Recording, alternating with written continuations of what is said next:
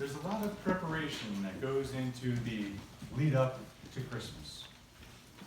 The last 4 Sundays, we've marked time by using our Advent wreath to light our way from darkness into the light. In fact, June has moved the marimba here to make room for the Christmas tree. And thanks to these strong elves among us, we've been able to move the communion table and the pulpit out into the narthex to make room for our Christmas play and the preschool's holiday concert, and then move it all back in so that we can worship again on Sunday. I'm assuming that just like here at church, there's been a lot of moving around in our respective homes, trips to our attics and our basements, to find things that decorate our homes for the season. Wreaths and ornaments, music and movies, maybe special dishes and mugs, anything bearing the likeness of Santa or a reindeer, and those hopelessly tangled strings of lights that, when you plug them in, may or may not work from last year. Of course, once all those things come out from their hiding places, if they're going to find a space, we need to make room for them. We need to put away some of the things that are up for the rest of the year. And for us to celebrate Christmas, we need to make room for Christmas. We need to make space to receive this precious gift of Christmas.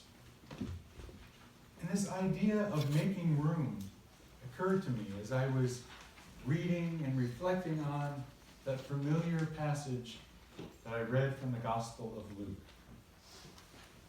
Assigned the job of telling the story of Jesus in the early church, Luke begins by setting the stage. The emperor has called everybody and demanded that everybody register for what we might call a census. And everybody had to report to the town of his family's origin, or in the case of Mary, the family of origin of the person and family into which she marries.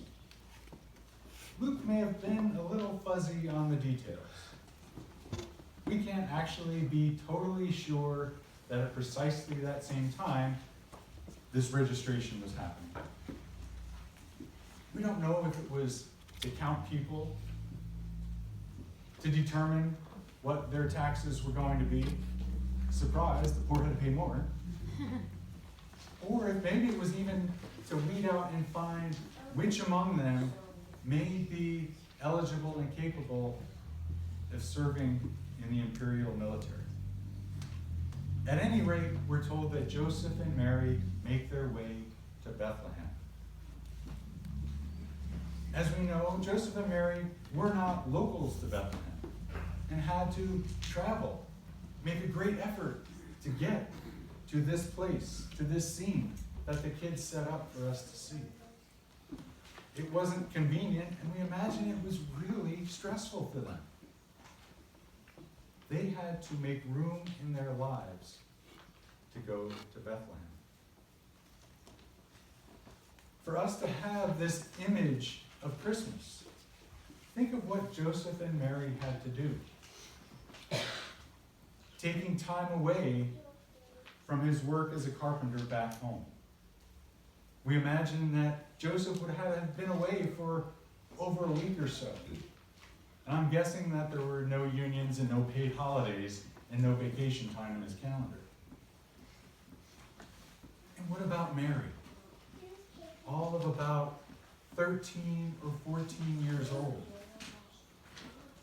She must have been frightened to wonder, this far along in her pregnancy, what it was going to be like to have a baby, let alone become a parent.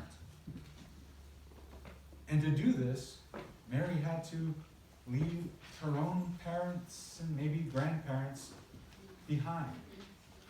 So she was going to possibly have this child be born in a place far away without any of the people that she's used to having around. Sometimes, to make room for something, we have to let go of something else. Maybe Mary and Joseph hoped they could make it to Bethlehem and back home before the baby would be born. No such luck, tells us Luke. Maybe making room for something involves letting go of our expectations. The gospel gives us this image of that first Christmas. A new family in a cattle stall. Our version tells us that there was no place for them in the inn.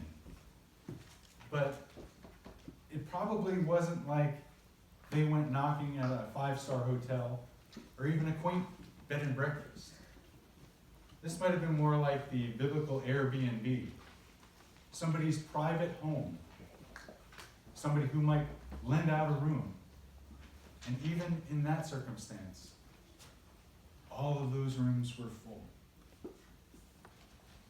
So what could be offered to them was the place where the animals were kept. If this were 2019, it might be as if they were offering Joseph and Mary the detached garage where the car is. Making room for something special sometimes means we need to be creative and resourceful. Of the 4 Gospels, Luke is always the one who is the champion of the underdog, the poor, the outcast.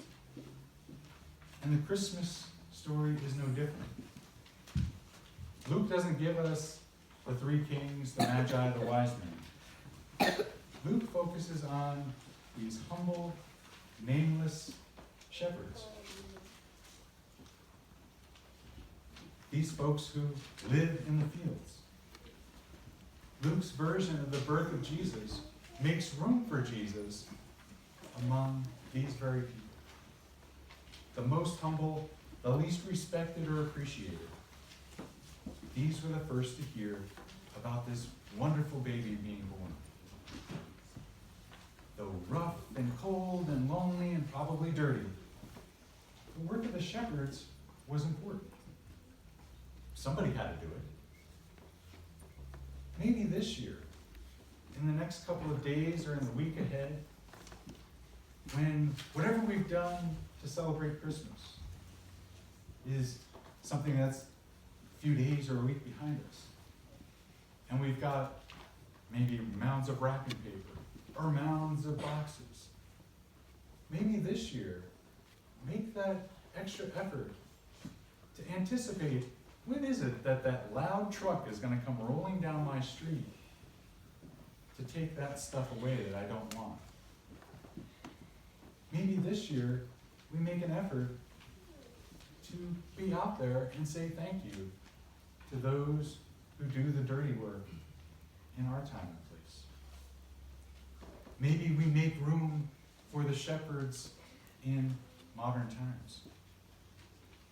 Making room in the fullness and the wonder of love, God sent Jesus Christ into this world.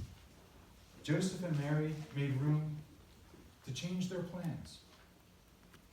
A homeowner made room to give them some space in his garage. God made room for the shepherds to be the first to hear this wonderful news. In the frenzy of our celebrations, in the clearing out maybe of some of our old toys to make room for new toys tomorrow, in the wonder and the joy and the awe of Christmas, may each of us make room to receive the Christ child, the most precious gift of all. Amen.